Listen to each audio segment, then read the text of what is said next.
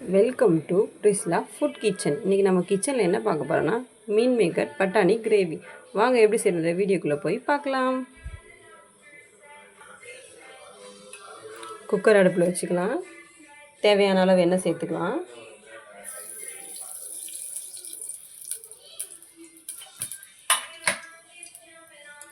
எண்ணெய் நல்லா காஞ்சதுக்கப்புறமா பட்டை, ஏலக்காய், கிராம்பு, 2 பிரியாணி இலை,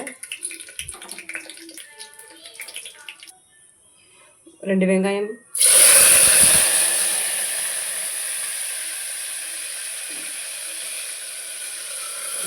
பேஸ்ட் அதோட சேர்த்துக்கலாம். சேர்த்து நல்லா வதக்கிக்கலாம். வெங்காயம் நல்லா வதங்கிருச்சு. 1 டீஸ்பூன் இஞ்சி பூண்டு பேஸ்ட் சேர்த்துக்கலாம்.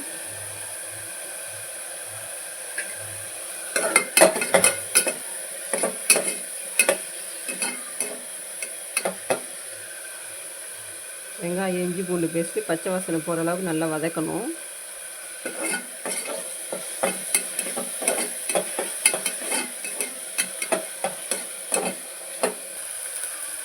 ரெண்டு தக்காளி பேஸ்ட்டு பண்ணி வச்சுருக்கேன், அதை இதோட சேர்த்துக்கலாம்.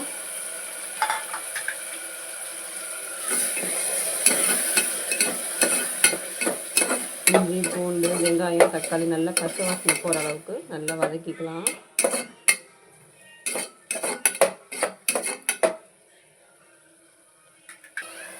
வதங்கிருச்சு. இப்போ நான் மசாலா ஸ்டார்ட் பண்ணிக்கலாம். மிளகாய்த்தூள் 1 டீஸ்பூன், சீரகத்தூள் 1 டீஸ்பூன், மஞ்சத்தூள், 1/2 teaspoon garam masala, 3/4 teaspoon chicken masala, உப்பு தேவையான அளவு. மசாலாலாம் பச்சை வாசனை போகிற அளவுக்கு நல்லா வதக்கிக்கலாம்.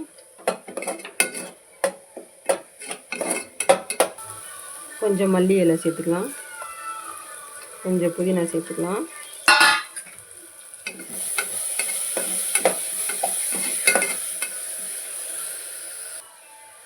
மசாலா எல்லாம் வதங்கிடுச்சு. இப்போ பட்டாணி சேர்த்துக்கலாம். பட்டாணி சேர்த்து நல்லா வதக்கிக்கலாம்.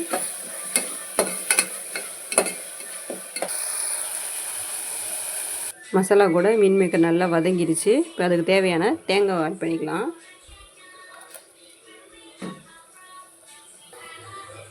தேங்காய், முந்திரி, சோம்பு சேர்த்து அரைச்சி வச்சுருக்கிறேன். அந்த தேங்காய் அதோடு சேர்த்து நல்லா கலந்து விட்டுக்கலாம்.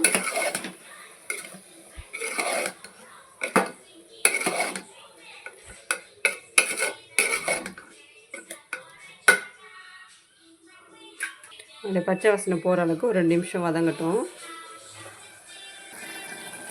2 நிமிஷம் வதங்கிடுச்சு. அதுக்கு தேவையான தண்ணி ஊற்றிக்கலாம்.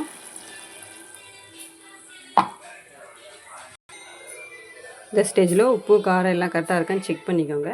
செக் பண்ணிட்டு குக்கர் மூடி போட்டு 2 விசில் வர வரைக்கும் 2 விசில் விட்டுக்கலாம்.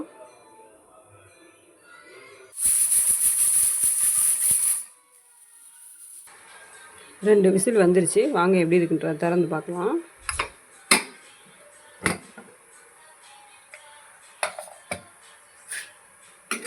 மீன் மேக்கர் கிரேவி ரெடி ஆகிடுச்சு.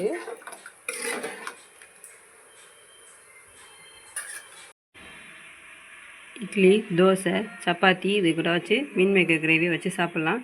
டேஸ்ட்டு அருமையாக இருக்கும். நீங்களும் இதே மாதிரி உங்கள் வீட்டில் செஞ்சு பாருங்கள். செஞ்சு பார்த்து எப்படி இருக்குன்றதை கமெண்ட் பாக்ஸில் கமெண்ட் பண்ணுங்கள். உங்களுக்கு என்னோடய வீடியோ பிடிச்சிருந்துச்சின்னா லைக் பண்ணுங்கள், ஷேர் பண்ணுங்கள், கமெண்ட் பண்ணுங்கள். மறக்காமல் என்னோடய சேனலை சப்ஸ்கிரைப் பண்ணுங்கள். அப்போ தான் நான் போடுற ஒரு வீடியோவும் உங்களுக்கு நோட்டிஃபிகேஷனாக வரும். தேங்க்யூ ஃபார் வாட்சிங்.